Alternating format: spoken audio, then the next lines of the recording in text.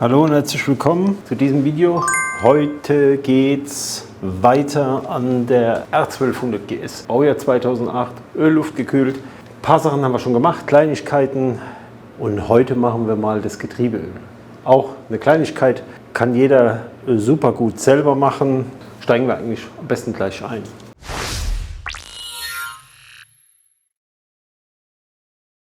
Wir haben bei diesem Getriebe auf der rechten Seite oben eine Ablassschraube und wir haben seitlich versetzt unterhalb eine Sechskantschraube mit einer Schlüsselweite von 19. Was brauchen wir dazu noch? Ein geeignetes Behältnis. Ich habe das Behältnis ordentlich sauber gemacht vorher, weil ich gucken will, ob da eventuell Späne drin sind oder so. Und wir brauchen einen Trichter. Am besten vielleicht mit einem Schlauch. Müssen wir mal sehen, wie gut es läuft, weil die ist ein bisschen blöd angebracht. Das würde alles über den Hauptständer laufen. Das wollen wir natürlich nicht. Ich hole aber als erstes mal das Öl. So, hier haben wir Manol 75 W140. Ich habe die ganze Zeit immer Castrol verwendet. In der gleichen Spezifikation. Und ja, wir haben einfach uns jetzt mal hier entschieden, das Manolöl zu verwenden. Da sei gleich vorneweg gesagt, Öl, Sorte oder welches Öl, das ist eine Glaubensfrage für viele. Das Castrolöl funktioniert sehr gut. Das hat auch viele Leute, die kommentiert haben, beziehungsweise die mir geschrieben haben, waren sehr, sehr zufrieden mit dem Castrolöl bei den 1150ern. Das würde hier natürlich auch sehr gut funktionieren, klar. Aber wir haben einfach gesagt, wir nehmen mal das Manolöl, weil eben auch da sehr, sehr gute Kritiken gekommen sind von verschiedenen Leuten, die gesagt haben, sie fahren schon auch sehr lange das Manolöl und haben auch keine Probleme, was die Schaltbarkeit angeht und. Und man muss natürlich auch dazu sagen, dass dieses Öl bedeutend günstiger ist als das Castrolöl, das zum Öl. Und genau das kommt hier rein. Wir haben das gleiche Prinzip wie bei den alten Getrieben. Wir werden jetzt aber erstmal das Öl ablassen und schauen wir mal. So, also hier haben wir die Getriebeöl Einfüllschraube. Die können wir gleich mal rausmachen. Und hier unten haben wir die Ablassschraube. Und bei der Ablassschraube ist es so, dass die genau da angebracht ist, wo hier eben die Federn vom Hauptständer sind. Ich habe hier einen Trichter. Den Trichter mit einem Schlauch. Wenn da jetzt nicht so viel kommt, können wir das einfach in den Trichter ablassen. Oder wir haben jetzt gleich eine riesengroße Sauerei. So, Öl ist raus. Öl wird natürlich im warmen Zustand abgelassen. Hier unten ist es ein bisschen schwierig, mit dem Drehmomentschlüssel hinzukommen, aber es geht. Die Ablassschraube bekommt 30 Newtonmeter. Guckt euch die Scheibe an, die da unten drunter ist, ein Aluminiumdichtring. Wenn der noch in Ordnung ist, kann man den durchaus wiederverwenden. Wenn man ihn zur Hand hat, dann kann man ihn natürlich erneuern. Ablassschraube haben wir fest. Können wir das hier unten ein bisschen sauber machen alles. Ist ein bisschen blöd gemacht, aber geht.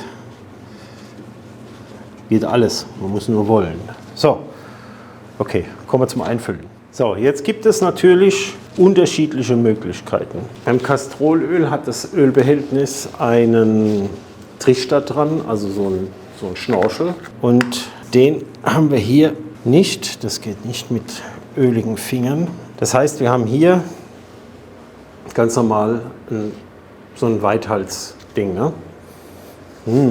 Lecker. Also, wir können jetzt entweder hingehen und können sagen, wir machen den Trichter zum Beispiel, den wir hier einsetzen und lassen das Öl hier langsam einlaufen.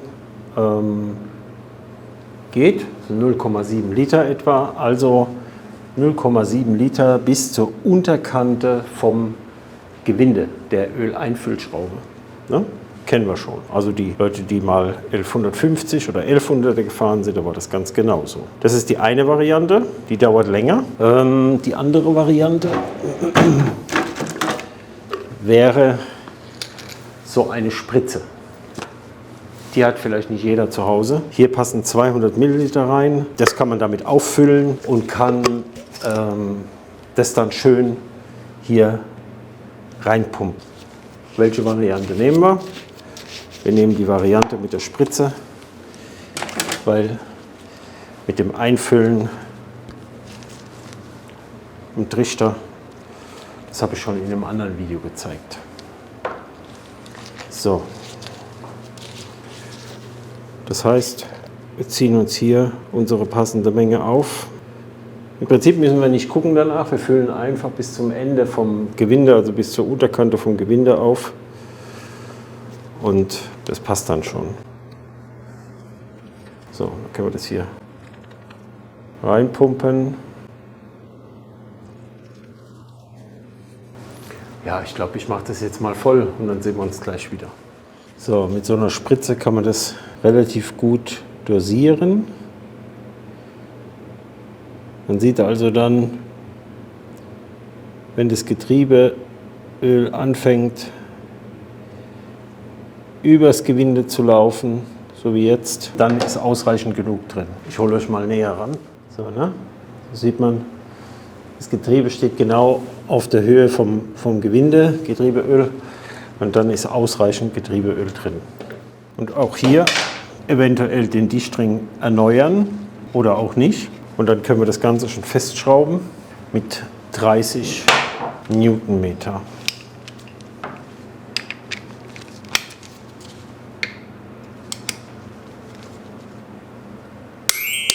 Das war's schon.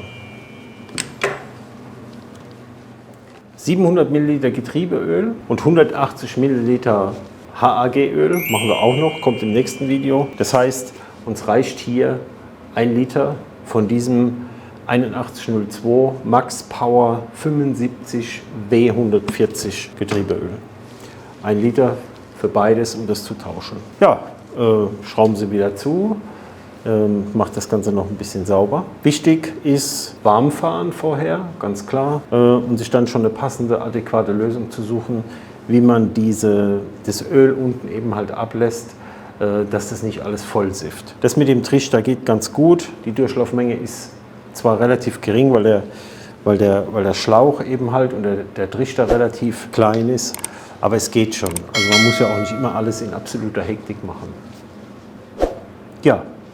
Getriebeöl haben wir gewechselt, das ist erledigt. Ich danke euch fürs Zusehen und wir sehen uns in einem der nächsten Videos. Bis dann, ciao, ciao.